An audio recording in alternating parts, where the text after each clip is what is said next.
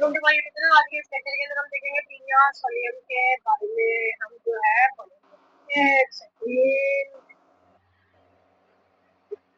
ठीक है, क्या देखेंगे कीमिया सोडियम जो है, तो इसके बारे में हम देखेंगे। जो कीमिया सोडियम जो है ना, ये क्या है, पोर्क टेबो में, सोलस टेबो में और ये काइनोकोकस जो टेबो में इसको कहते हैं। फाइलम जो इसका कौन सा प्लेटी हेलमेंथिस है और डोर्सी वेंट्रली प्लेटेड है। ये क्लास जो इसकी कौन सी है, सेस्टोडा है।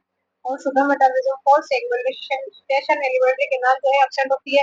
और ये क्या है, एक आगाज में बॉडी सर्फेस के द्वारा भोजन का अंतरण करता है। बॉडी सर्फेस के द्वारा भोजन का अंतरण करता है। ऑर्डर जो इसका साइक्लोपीडिया टिबिडिया है, जिन्हें जो है कीमिया स्पीशीज है सोडियम। कीमिया से जिगटा जो है सकर्स प्रेजेंट होते हैं इसके अंदर। Gift rostellum rostellum and hook जो है वो ऑफसेट होता है। कीमिया सोडियम की अगर बात करें तो ये जो होता है पोर्क टेबो होता है, इसके अंदर सकर्स रोस्टेलम और हुक तीनों जो है वो प्रेजेंट होते हैं। ठीक है, फिर बात की बात करें, कीमिया जो है एसिलोमेट होता है। ठीक है, और ट्रिप्लोब्लास्टिक होता है। जैसे कि इसके अंदर सिलोम नहीं प्रेजेंट होती है। ट्रिप्लोब्लास्टिक एक्टोडर्म न्यूरोडर्म एंडोडर्म प्रोटोस्टर्म माउस से लेके लास्ट कोर तक जो है, माउस से लेके लास्ट कोर। फिर होता है सूडोमेटल फॉर सेगमेंटेशन है, वो पाया जाता है। बायोलेटरल सिमेट्री एलिमेंट के नाम जो है एब्सेंट होती है, तो ये ऑस्मोट्रोफ है। बायोलेटरल सिमेट्री एलिमेंट के नाम जो है एब्सेंट होती है, और ये क्या है, एस्मोट्रोफ है। फिर देखें, सभी प्लेटफॉर्म में अनस ऑब्सेंट होती है। जितने भी प्लेटफॉर्म है उसमें अनस जो है ऑब्सेंट होती है। बिजली बिजली पोर्क वो में ना सिस्ट सर्कस लावा युक्त फ्लोर का अर्ध पका मास पीएस जो इसकी लंबाई कितनी होती है, 6 से 10 फीट होती है। स्ट्रोबलाइट प्रोब रेडिएटर की संख्या कितनी होती है, 800 से लेकर 1000 तक होती है। और ये क्या है, इकार्डियोकोकस स्मॉलेस्ट प्लेटफॉर्म है। डॉग टेबो में प्लेट वो लीवर चैप्टर होता है। Ecto endoparasite small intestine intestine का क्या होता है, ये एंडोपैरासाइट होता है। डाइजेनिक होता है, प्राइमरी होस्ट जो इसका ह्यूमन होता है। और सिफ्ट सर्कस लार्वा स्मॉल इंटेस्टाइन के अंदर पाया जाता है। और सेकेंडरी जो स्टफिक होता है और ओंकोस्फियर लार्वा इसके अंदर पाई जाती है। लार्वा की अगर बात करें तो ओएचबीसी ओंकोस्फियर हेक्साकेन लेडोवर्म और सिफ्ट सर्कस। ठीक है, फिर बात करें हम बॉडी जो है इसकी, वो किसके अंदर, एक सेकेंड,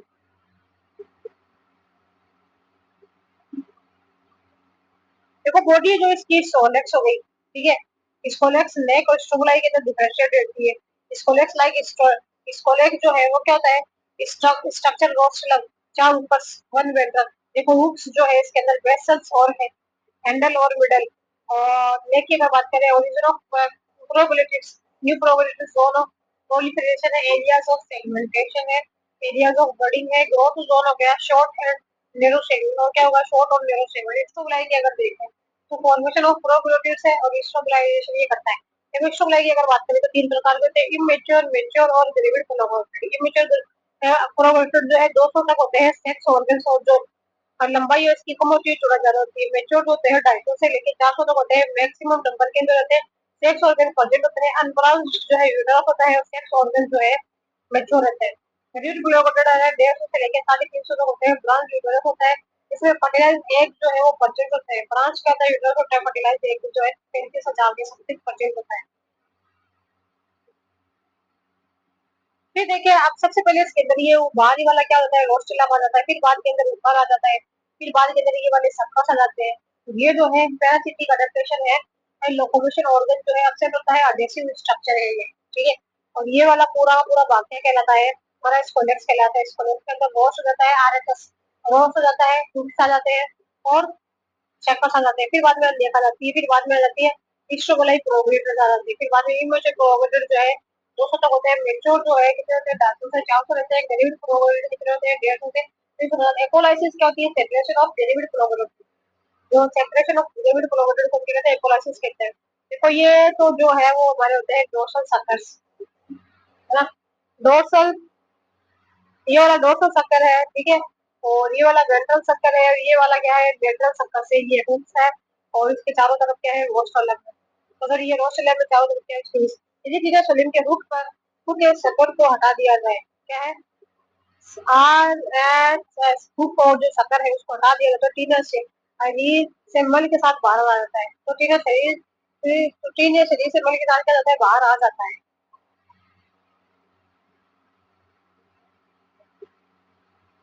फिर देखो एपोलाइसिस कैसे करते हैं, पीने के शरीर से फर्टिलाइज एक द्वारा प्रोगेटेड ग्रेविड प्रोगेटेड का टूटकर बॉडी से अलग होना क्या कहलाता है, एपोलाइसिस कहलाता है। बॉडी वॉल ऑफ टीनिया की अगर बात करें तो क्यूटिकल होती है, आउटर मोस्ट लेयर होती है ये, ठीक है। और क्या होता है, ये एपिडर्मिस जो है, एपिडर्मिस क्यूटिकल क्यूटिकल का सिक्रेशन करती है, क्यूटिकल थिक होती है, और टेगमेंट बनाती है। टेगमेंट जो पैरासिटिक को होस्ट के डाइजेस्टिव एंजाइम से सुरक्षा प्रदान करता है। बेसमेंट मेम्ब्रेन की अगर बात करें तो एपिडर्मिस आ जाती है, ये कहती है multi nuclear essential critical motive होकर जो है इंटेगुमेंट टेगमेंट पैरासिटिक अडेप्टेशन का पता है। मसल लेयर की अगर बात करें सर्कुलर होती है, और लॉन्गिट्यूडनल सर्कुलर जो होती है ना इसके अंदर कॉन्ट्रैक्शन हो जाता है, ये लॉन्ग होती है, लॉन्गिट्यूडनल जो होती है ना वो क्या होती है, थिक और स्मॉल हो जाती है।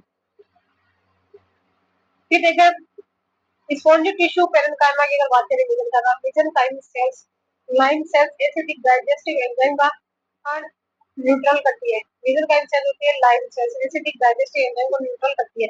न्यूट्रिशन की अगर बात करें एलिमेंट्री कैनाल जो है इनके पास में एक्शन होती है, फिजियोलॉजिकल पैरासिटिक अडेप्टेशन में होता है, तीन शरीर की सतह के द्वारा भोजन का अवशोषण करता है जिसे ओस्मोट्रॉफ कहते हैं। एलिमेंट्री कैनाल की अनुपस्थिति के कारण इसमें एपोलाइसिस की क्रिया होती है, एलिमेंट्री कैनाल की उपस्थिति अनुपस्थिति के कारण। फिर देखें रेस्पिरेशन की अगर बात करें तो रेस्पिरेशन होता है ना, एनारोबिक रेस्पिरेशन होता है इनके अंदर, फिजियोलॉजिकल पैरासिटिक अडेप्टेशन है, ये एनऑक्सीजेनिक एनिमल है एक तरीके का, ठीक है। फिर बात करें एक्सक्रीटरी सिस्टम की अगर बात करें, excretion removal of nitrogen waste होता है, ऑस्मो रेगुलेशन होता है, सोलेनोसाइड एक्सीलेशन जो है सोलेनोसाइड फ्लेम सेट या प्रोटोनेटेड या के द्वारा आता है। चार लॉन्गिट्यूडिनली एक्सक्रीटरी कैनाल जो है इनके अंदर पाई जाती है, दो कैसी होती है, डोर्सल लॉन्गिट्यूडिनल एक्सक्रीटरी कैनाल होती है, दो वेंट्रल होती है, ठीक है। अब सबसे बाहर के अंदर देखें तो इसके अंदर सोडियम मॉडल प्रोसेस होती है। फिर बाद के अंदर क्या होती है, वेसल बॉडी होती है ना। बाद के अंदर क्या होती है, इसके अंदर वेसल बॉडी होती है ना। स्टूडियल फिर ये बाहर की जाती है, एक्सप्रेटरी डक्ट आ जाती है, ठीक है। फिर बाद के अंदर आ जाती है हमारी, तो ये जो है सीलियरी ट्रक्ट है, ठीक है। ये सीलियरी लिवर है, ये क्या है, प्रोटोनेफ्रिड या फ्लेम सेल्स या सोलेनोसिस्टिक सोलेनोसाइटोसिटी एक्सक्रीशन के अंदर काम करते हैं। किसमें एक्सक्रीशन जो है उसमें काम करते हैं। फिर नर्वस सिस्टम की अगर बात करें है, तो जो नर्वस सिस्टम होता है ना वो लेडर शेप होता है। कैसे होता है, लेडर के प्रकार टीबिया के अंदर नर्व और गेंगलिया के नर्व गेंगलिया और नर्व के अंदर डिवाइडेड रहता है। नर्व सेल्स न्यूरॉन का ग्रुप होता है। नर्व गेंगलिया क्या होती है, नर्व सेल्स या न्यूरॉन का ग्रुप होता है। नर्व रिंग जो स्क्लेस का ग्रुप होता है, नर्व रिंग आगे स्क्लेस भाग के अंदर होती है, तो स्मॉल गेंगलिया होती है। नर्व रिंग जो है स्क्लेस भाग के अंदर प्रेजेंट होती है ना। दो स्मॉल गेंगलिया थे। एंटीरियर नर्व जो है रोस्टेलम सबका साथ रहते हैं। एंटीरियर के अंदर क्या जाए, रोस्टुलम और सफा रहता है। पोस्टीरियर जो है पानी पे जाती है। स्पेशल सेल्स ऑर्गन जो है इसके अंदर ऑप्शन होता है, क्या है स्पेशल सेल्स ऑर्गन है। अब इधर रिप्रोडक्टिव सिस्टम की अगर बात, रिप्रोडक्टिव सिस्टम के टीनिया जो है बाइसेक्सुअल है ना, क्या होता है, मोनोसियस होता है। बिया एमबी होता है, बाइसेक्सुअल मोनोसियस होता है, और मेफ्रोडाइट होता है, प्रोटोएल्टस होता है। मेल रिप्रोडक्टिव सिस्टम पहले मैच्योर होता है, फीमेल रिप्रोडक्टिव सिस्टम बाद में मैच्योर होता है। प्रत्येक मेच्योर प्रोबेबिलिटी में मेल रिप्रोडक्टिव सिस्टम और फीमेल रिप्रोडक्टिव सिस्टम वह पाए जाते हैं। फर्टिलाइजेशन जो होता है ना, सेल्फ भी क्रॉस या इंटरनल फर्टिलाइजेशन होता है, सेल्फ हो जाता है, क्रॉस हो जाता है, इंटरनल हो जाता है। फिर देखिए बात करें मेल रिप्रोडक्टिव सिस्टम की अगर बात करें, टेस्टिस जो है असंख्य गोल छोटे मीडियम टाइम में बिखरे हुए रहते हैं। असंख्य गोल छोटे मीडियम टाइम में बिखरे रहते हैं। वासा इफरेंसी आ जाती है। वासा में प्रत्येक टेस्टिस में एक मोटी महीन फिर नलिका निकलती है, इसे वास डिफरेंशिया कहते हैं। ये वास डिफरेंशिया भीतर एक वास डिफरेंस बनाती है, वीईडी विद विच, ठीक है। वास डिफरेंस एक यह एक मोटी कोन्वोल्यूटेड ट्यूब लाइक स्ट्रक्चर होती है। सर्कस शेप की वास डिफरेंशिया का बाहरी सिरा एक मोटे पेशी है, वही श्रावित कोन्वोल्यूटरी ऑर्गन का निर्माण करता है, इसे सर्कस सेक कहते हैं। सर्कस सेक एक आवरण में बंद रहता है, एक सेमिनल वेसिकल जंक्शन होती है। जेनिटल आर्टरियम की अगर बात करें, सर्कस मेल सर्क सीरस मेल जेनिटल पोर के द्वारा एक कप शेप्ड स्ट्रक्चर में खुलता है, इसे जेनिटल आर्टरियम कहते हैं, जो कॉमन गोनोकोर के द्वारा बाहर खुलता है। कॉमन गोनोकोर के द्वारा क्या होता है, बाहर जो है वो खुल जाता है, ठीक है। ये क्या है, हमारे टेस्टिस है, ठीक है। टेस्टिस के बाद में नलिकाएं निकलती है जिससे वासा एफरेंस बोलते हैं। वासा एफरेंस से क्या निकलती है, वासा डिफरेंस, ये थोड़ी देर ऊपर बाहर की तरफ खुल जाता है जिसके हम सीरस सेक्स कहते हैं, ठीक है। लास्ट के अंदर हमारे जेनिटल एट्रियम प्रेजेंट होता है, ठीक है। कोपुलेटरी ऑर्गन है, ये कॉमन गोनोकोर के द्वारा बाहर खुल जाता है।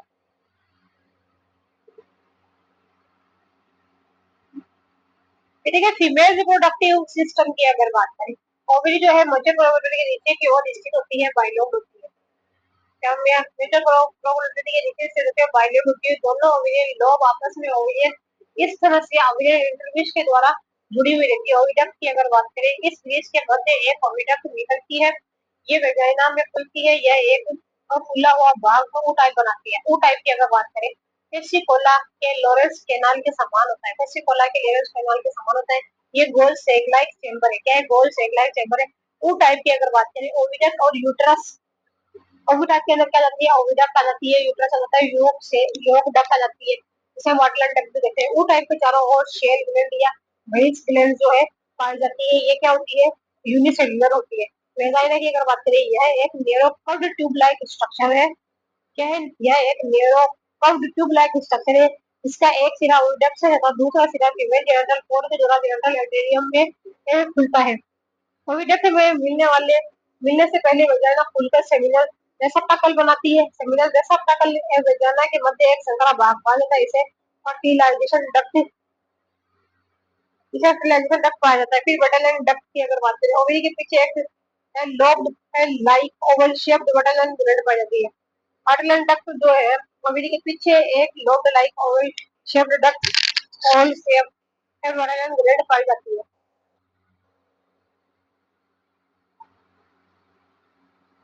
फिर देखिए आप बात करें, ये ग्लैंड ऊ टाइप से बटरलाइन डक्ट के साथ जुड़ी होती है। फिर आ जाता है यूट्रस। ऊ टाइप से एक सिलेंड्रिकल शेप्ड स्ट्रक्चर निकलती है, इसे यूट्रस कहते हैं। जब यूट्रस में फर्टिलाइज्ड एग भर दिए जाते हैं तो यह ब्रांच हो जाता है। ठीक है। फिर ग्रेविड प्रोबेबिलिटी से में केवल ब्रांच यूट्रस पाया जाता है। ग्रेविड प्रोबेबिलिटी जो में सिर्फ केवल ब्रांच यूट्रस पाया जाता है। देखो सबसे पहले क्या होता है इसके अंदर, ये देखो ये हमारा अंतराल यूट्रस है। ठीक है। और ये है हमारी ओवेरीज है, ओवेरियन लोब है।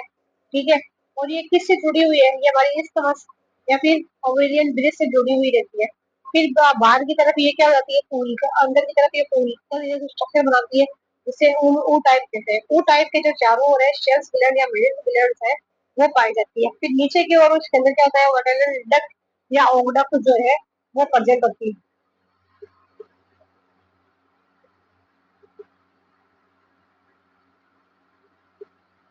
फिर देखिए गैल्यूड प्रोगेटेड की अगर बात करें, ब्रांच यूटेरस होता है, कैप्सुलेटेड एग है, इसके अंदर पाया जाता है जाइगोट या फिर फर्टिलाइज जो होते हैं या एम्ब्रियोनिक एग होते हैं।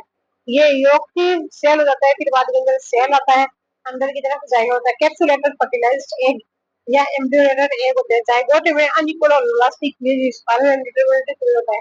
जाइगोट में क्या होता है? अनइक्वल होलोब्लास्टिक क्लीवेज स्पाइरल और अनडिटरमिनेट। जाइगोट में क्या होता है? अनइक्वल होलोब्लास्टिक क्लीवेज होते हैं, स्पाइरल डिटरमिनेट।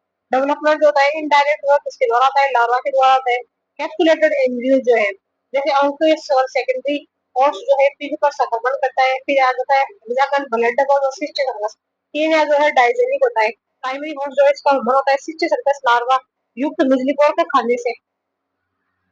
मिजलीपोर के खाने से संक्रमण होता है। ठीक है। और जो इसका सेकेंडरी होस्ट जो रहता है ना, वो क्या रहता है हमारा? इंटरमीडिएट होस्ट या फिर होता है, या उनको या कैप्सुलेटेड एम्ब्रियो के द्वारा संक्रमण होता है। सेकेंडरी होस्ट इसमें इंटरमीडिएट होस्ट फिर ओंकोस्फेरिया कैप्सुलेटेड एम्ब्रियो के द्वारा संक्रमण होता है। फिर देखो ओंकोस्फेरिया कैप्सुलेटेड एम्ब्रियो जो है क्या रहता है? ओंकोस्फेरिया कैप्सुलेटेड एम्ब्रियो, जिसमें आउटर लेयर है वो क्या होती है? शेल कैप्सूल, और जो स्फेरिकल शेल होती है, इनर लेयर जो होती है embryonal embryonic membrane. Outer layer क्या होती है? सेल्स या कैप्सूल हो गई, और स्फेरिकल शेल हो गई। इनर लेयर है वो क्या होगी? एम्ब्रियो। आपको sphere capsule outer layer shell capsule, inner layer क्या हो जाती है? हमारी एम्ब्रियोनिक मेम्ब्रेन। जैसे सबसे बाहर की तरफ क्या होती है? देखो ये हमारी ओंकोस्फीयर मेम्ब्रेन। ठीक है। ओंकोस्फीयर मेम्ब्रेन की बाहर की क्या है? हमारी बेसमेंट मेम्ब्रेन है। बेस मेम्ब्रेन पर जाती है हमारी एम्ब्रियोफोर आ जाती है, इसके अंदर आ जाती है रूट्स आ जाते हैं 3 पेयर्स और 6 पेयर। ठीक है। ये देखो अंकोस्फीयर मनुष्य के मल के द्वारा स्मॉल इंटेस्टाइन में चला जाता है। अंकोस्फीयर मनुष्य के मल के द्वारा स्मॉल इंटेस्टाइन में चला जाता है, किडनी की जहाँ डाइजेस्टिव एंजाइम के कारण एम्ब्रियोनिक मेम्ब्रेन डाइजोल हो जाती है। अब अंको अंकोस्फीयर हेक्सागन में परिवर्तित हो जाता है। देखो ये हुक्स जो कि 3 पेयर 3 रहते हैं, ये बड़े हुक्स जो है इंटेस्टाइन की वॉल को भेजने में काम आती है। हुक्स जो होती है ना, वो इंटेस्टाइन की वॉल को भेजने में काम आती है। हेक्सागन फ्री होकर हुक्स के द्वारा इंटेस्टाइन की वॉल का भेदन कर मसल्स में चले जाते हैं। एक जाकन जो है फ्री होकर हुक्स के द्वारा इंटेस्टाइन की वॉल का भेदन कर मसल्स में चले जाते हैं। मसल्स में जाकर हेक्सागन ब्लड बोन में कन्वर्ट हो जाता है। देखो सबसे पहले अगर इसकी बात करें, है ना, तो ये हमारी ऑन्कोस्फीयर जिसके अंदर क्योंकि इंटेस्टाइन में जो है एम्ब्रियोनल मेम्ब्रेन जो ये वाली जो है वो डिसॉल्व हो जाती है, ठीक है। फिर ये कहाँ पे बन हेक्सागन के अंदर गिर जाता है। फिर बाद में कहता है इसमें जो हुक्स है वो भी जल जाते हैं, इन्वेजिनेट हो जाता है ब्लड बोन के अंदर। फिर बाद के अंदर क्या होता है, ये हमारा प्रोस्कोलेक्स और ये आ रहा है हमारा पोस्टीरियर स्कोलेक्स, ये होती है बनेलर। फिर इन्वेजिनेशन होता है हुक्स, तो ये होता है हमारा सर्कस है। फिर बाद के अंदर स्कोलेक्स है, फिर ये होता है बनेलर।